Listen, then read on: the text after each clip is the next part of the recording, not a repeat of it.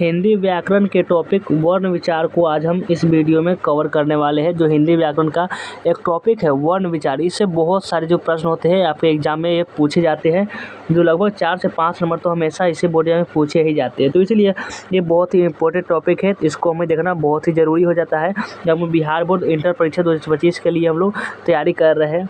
तो आज हम यही वर्ण विचार इसी वीडियो में हम सीखने वाले हैं। इसे क्या कहते हैं, इसे जो भी प्रश्न बन सकते हैं वो भी हम कवर करने वाले हैं। सबसे आसान भाषा में आपको समझाएंगे। तो आप आए हैं तो चलिए वीडियो को क्या कीजिए, आप लोग सबसे पहले वीडियो को लाइक ज़रूर कर लीजिए। वीडियो को लाइक करके अपने फ्रेंड के साथ वीडियो को शेयर कर लीजिए। शेयर करने के बाद चैनल को सब्सक्राइब नहीं किए होंगे तो चैनल को सब्सक्राइब कर लीजिए। और अभी तक आप व्हाट्सएप ग्रुप में ज्वाइन नहीं है तो डिस्क्रिप्शन में लिंक है, आप वहां से जाकर व्हाट्सएप ग्रुप ज्वाइन कर सकते हैं। इसमें PDF दिया जाता है और जब भी हम कोई क्लास लेते हैं तो उसमें लिंक मिलता है। तो चलिए हम देखना स्टार्ट करते हैं कि सबसे पहले कि वर्ण किसे कहते हैं। उसके बाद हम वर्ण से जितने भी संबंधित जो प्रश्न पूछे जा सकते हैं, जो भी टॉपिक हो सकते हैं वो सभी क्लियर करने वाले हैं। आपको इसी वीडियो में क्लियर हो जाने वाली है। तो चलिए हम सबसे पहले देखेंगे कि वर्ण किसे कहते हैं। तो वर्ण किसे कहते हैं, तो उच्चारित ध्वनि जो हम बोलते हैं, उच्चारित ध्वनि संकेतों को, यानी वायु यानी हवा, उच्चारित ध्वनि संकेतों को ध्वनि कहा जाता है। जबकि लिखित ध्वनि संकेतों को देवनागरी लिपि के अनुसार वर्ण कहा जाता है। जब लिखित जो ध्वनि होती है, जो लिखा गया जो ध्वनि होता है, उसको देवनागरी लिपि के अनुसार वर्ण कहा जाता है। देवनागरी लिपि में प्रत्येक ध्वनि के लिए एक निश्चित संकेत यानी वर्ण होता है। उच्चारित ध्वनि संकेतों को वायु ध्वनि कहा जाता है, यानी ध्वनि कहा जाता है। जबकि लिखित ध्वनि संकेतों को देवनागरी लिपि के अनुसार वर्ण कहा जाता है। देवनागरी लिपि में प्रत्येक ध्वनि के लिए एक निश्चित संकेत होता है। तो आप समझिए कि वर्ण किसे कहते हैं। हिंदी में उच्चारण क्या है, हिंदी में उच्चारण की दृष्टि से वर्ण की संख्या 45। क्या हिंदी में उच्चारण की दृष्टि से वर्ण की संख्या 35 व्यंजन 45 है, जिसमें 35 व्यंजन है और 10 जो है स्वर है। जबकि लेखन की दृष्टि से कुल वर्ण 52 है, जिसमें से 39 व्यंजन है और 13 स्वर है, यानी सबके दृष्टि से अलग अलग होते हैं। हिंदी भाषा में प्रयुक्त सबसे छोटी ध्वनि वर्ण कहलाती है। जो हिंदी व्याकरण में होती है, जो सबसे छोटी जो ध्वनि होती है वही क्या कहलाती है, वर्ण कहलाती है। यह मूल ध्वनि होती है। क्या होती है, मूल ध्वनि होती है, सबसे असली ध्वनि होती है। इसके और खंड नहीं हो सकते, इसके और खंड यानी इसका एक ही खंड है, इसका और खंड क्या हो सकता है, नहीं हो सकता है। जैसे अ, आ, छोटी ई, बड़ी ई, छोटा ऊ, बड़ा ऊ, क और ख, ये सब आपको क्या होता है, ये जिसको खंड नहीं किए जा सकते हैं। तो ये समझ गए कि क्या होती है। अब चलिए हम देखते हैं कि अगला क्या है। अगला पेज में देखते हैं। अगला पेज में जो है कि वर्णमाला की परिभाषा देखते हैं कि वर्णमाला की क्या होती है। वर्णमाला की परिभाषा देखें, चलिए देखते हैं। वर्णों के समूह को वर्णमाला कहते हैं। ये तो बहुत ही आसान था प्रश्न है, आपके बोर्ड एग्जाम में भी पूछा था कि वर्णों के समूह को क्या कहते हैं। 4 ऑप्शन दिया रहेगा, उसमें से एक रहेगा वर्णमाला, तो आप वर्णमाला पर ठीक लगाइएगा। तो है कि वर्णों के समूह क्या कहते हैं, वर्णमाला कहते हैं। दूसरे शब्दों में इसे हम ऐसे भी कह सकते हैं, किसी भाषा के समस्त वर्णों के समूह को वर्णमाला कहते हैं। किसी भाषा के समस्त वर्णों के समूह को हम लोग वर्णमाला कहते हैं। प्रत्येक भाषा की अपनी वर्णमाला होती है। सभी अपनी जो भाषा होती है उसकी अपनी अपनी क्या होती है, वर्णमाला होती है, वर्णों की माला होती है। और जैसे हिंदी में अ, आ, क, ख, ग, अंग्रेजी में ABCDE, यानी हिंदी और इंग्लिश में सभी में वर्णमाला होते हैं। वर्ण के प्रकार, वर्णों के समुदाय, वर्ण के जो प्रकार होते हैं वह वर्णों के समुदाय को ही वर्णमाला कहते हैं। वर्णों के प्रकार, वर्णों के समुदाय को ही क्या कहते हैं, वर्णमाला कहते हैं। हिंदी वर्णमाला में 44 वर्ण है। हिंदी वर्णमाला में क्या है, 44 वर्ण है। उच्चारण और प्रयोग के आधार पर हिंदी वर्णमाला में वर्णों के 2 प्रकार के होते हैं। वर्णों कितने प्रकार होते हैं, 2 प्रकार के होते हैं। चलिए देखते हैं कौन कौन प्रकार के होते हैं। तो जो प्रकार में होते हैं वो होते हैं कि स्वर, यानी वोवेल, इंग्लिश में क्या कहते हैं, वोवेल कहते हैं, और हिंदी में स्वर कहते हैं। स्वर और व्यंजन यानी कॉन्सोनेंट, ये सब होते हैं। स्वर देखते हैं कि स्वर क्या होते हैं। पहले हम स्वर देखते हैं कि स्वर क्या होते हैं। तो वे वर्ण जिनका उच्चारण स्वतंत्र रूप से किया जाता है, अर्थात इसके उच्चारण में अन्य किसी वर्ण की सहायता नहीं ली जाती है, इनकी कुल संख्या 13 होती है। जबकि मुख्य रूप से इनकी संख्या 11 मानी जाती है। ये स्वर कहलाते हैं। यह संख्या में 11 होते हैं। स्वर और व्यंजन समझिए। स्वर क्या था, वे वर्ण जिसका उच्चारण स्वतंत्र रूप से किया जा सकता है, यानी उसके उच्चारण में किसी दूसरे वर्ण की सहायता न ली जाए, उसे कहते हैं वर्ण।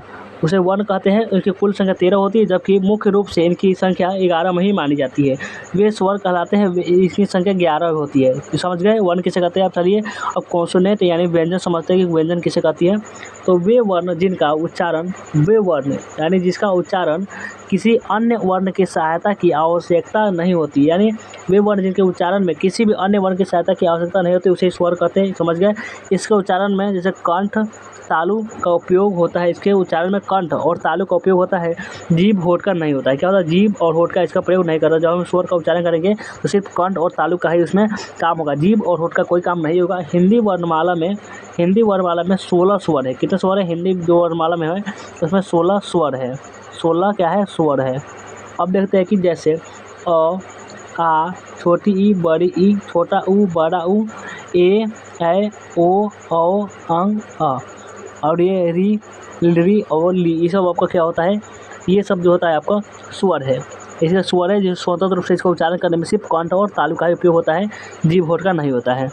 तो ये समझ गए यहाँ तक।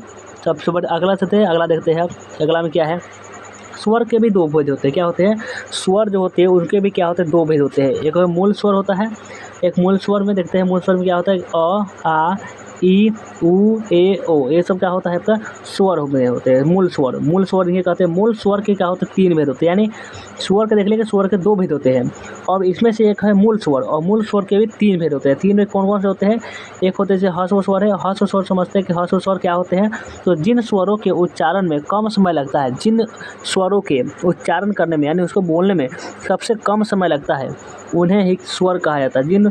क्या कहते हैं, जिन स्वरों के उच्चारण में सबसे कम समय लगता है उन्हें ह्रस्व स्वर कहते हैं। और ह्रस्व स्वर के 4 होते हैं, अ, आ और डी। ह्रस्व स्वर 4 प्रकार के होते हैं, जो आप बता दिए। अब चलिए कि कुछ अगला है वो भी देख लेते हैं कि इसमें अब कौन स्वर है, दीर्घ स्वर। अब आता है आपका क्या, अब आता है आपके लिए दीर्घ स्वर। दीर्घ स्वर क्या होती है कि वे स्वर जिनके उच्चारण में ह्रस्व स्वर की 2 गुना समय लगता है, यानी जितना समय अगर ह्रस्व स्वर की समझ लीजिए, ऐसा उदाहरण कि अगर 1 मिनट लग रहा है तो इसमें जो दीर्घ स्वर होगा इसमें 2 मिनट लगेगा, यानी इससे जो भी समय उसमें लगेगा इसमें से क्या होगा, इसमें से दुगुना समय लगेगा। तो यही फर्क है ह्रस्व स्वर और दीर्घ स्वर में, कि वे स्वर जिनका उच्चारण में ह्रस्व स्वर के दुगुना समय लगे उससे क्या कहते हैं, दीर्घ स्वर कहते हैं। और सरल शब्दों में, सबसे आसान शब्द में समझ सकते हैं कि स्वरों उच्चारण में अधिक समय लगता है। स्वर को उच्चारण में अगर अधिक समय लगता है तो उन्हें दीर्घ स्वर कहते हैं। जो इन स्वरों के उच्चारण में सबसे ज़्यादा समय लगता है उन्हें हम कहते हैं दीर्घ स्वर कहते हैं। दीर्घ स्वर 7 होते हैं। दीर्घ स्वर कितने प्रकार के होते हैं, 7 प्रकार के होते हैं। आ, ई, उ, ए, ओ, औ, ये सब क्या होते हैं आपका दीर्घ स्वर होते हैं। अब चलिए आगे चलते हैं। अगला है आपका दीर्घ स्वर। दीर्घ स्वर 2 शब्दों के योग से बनते हैं। दीर्घ स्वर कैसे बनते हैं, 2 शब्दों के योग से बनते हैं। जैसे आ, जिसकी आ कैसे बनता है, अ और अ जोड़े तो आ बना, और ई कैसे बना तो ई और ई जोड़े तो ई बना। ऊ कैसे बना तो ऊ, और ऊ जोड़े तो ऊ बना, और ए कैसे बना तो अ आई, ठीक है, आई बना। तो ये समझ गए कि दीर्घ स्वर कैसे बनता है। अब है कि ह्रस्व स्वर। ह्रस्व जिन शब्दों के उच्चारण में सबसे कम समय लगता है उन्हें ह्रस्व स्वर कहते हैं। इन्हें मूल स्वर से भी जाना जाता है। ह्रस्व स्वर 4 प्रकार के होते हैं, जैसे, और ये सब यहाँ तक हम समझ चुके हैं। अब दीर्घ स्वर भी देख रहे हैं, जिन स्वरों के उच्चारण में, ये सबका इससे बताया था कि कंटेक्स्ट से आपको एग्जाम में पूछा जाता है। जिन स्वरों के उच्चारण में ह्रस्व स्वर के दुगुना समय लगता है उसे क्या कहते हैं, दीर्घ स्वर कहते हैं। इसे हिंदी में 7 होते हैं, जिसे आपको ये सब बता दिए थे। अब चलते हैं कि आगे क्या है। आगे जो है आपका वो है कि प्लुत स्वर किसे कहते हैं। आपने क्या क्या समझ चुके हैं, जल्दी देखते हैं। अब समझ जाए कि ह्रस्व स्वर किसे कहते हैं। जिन शब्दों के उच्चारण में कम से कम समय लगता है उसे ह्रस्व स्वर कहते हैं। और दीर्घ स्वर कहते हैं जिन स्वरों के उच्चारण में ह्रस्व स्वर का दोगुना समय लगे उसे क्या कहते हैं, दीर्घ स्वर कहते हैं। अब देखते हैं कि प्लुत स्वर किसे कहते हैं। प्लुत स्वर जिन स्वरों के उच्चारण में दीर्घ स्वरों से भी अधिक समय लगता है, जिन स्वरों के उच्चारण में दीर्घ स्वर से सबसे ज़्यादा समय लगेगा उसे कहते हैं प्लुत स्वर। प्रायः इनका प्रयोग दूर से बुलाने में किया जाता है। दूर से बुलाने में इनको किया जाता है प्लुत स्वर का प्रयोग। इनका चिन्ह 5 है। इनका उपयोग अक्सर पुकारते समय किया जाता है, यानी कि इसको बुला रहे जैसे सुनो, राम, ओम, इसका प्रयोग यानी जोर से कोई बोलते रह गए तो उसका हो गया प्लुत स्वर। हिंदी में साधारणतः प्लुत का प्रयोग नहीं होता है। हिंदी में क्या होता है, साधारणतः प्लुत स्वर का प्रयोग नहीं होता है। वैदिक भाषा में प्लुत स्वर का प्रयोग अधिक होता हुआ है। इसे त्रिमात्रिक स्वर भी कहते हैं। इसे क्या त्रिमात्रिक स्वर भी कहते हैं। अ, अंग, अ, अयोगवाह कहलाते हैं, और अंग होते अयोगवाह कहलाते हैं। वर्णमाला में इनका स्थान स्वरों के बाद आता है। तो आप समझ गए, आपका ये वर्ड जो था आपका इससे ज़्यादा नहीं 4 से 5 मार्क्स का क्वेश्चन पूछा था वर्ड विचार से। तो हम इसको भी समझा दिए। अब अगले वीडियो में इसका जो भी ऑब्जेक्टिव प्रश्न जो बन सकता है वह करवा देंगे और ये टॉपिक भी आपका क्लियर हो जाएगा। तो आपको ये चैनल सब्सक्राइब नहीं किया तो प्लीज़ कर लीजिएगा और लाइक नहीं किया हुआ तो कर लीजिएगा। तो चलिए हम वीडियो को एंड करते हैं और मिलते हैं फिर किसी नेक्स्ट वीडियो में।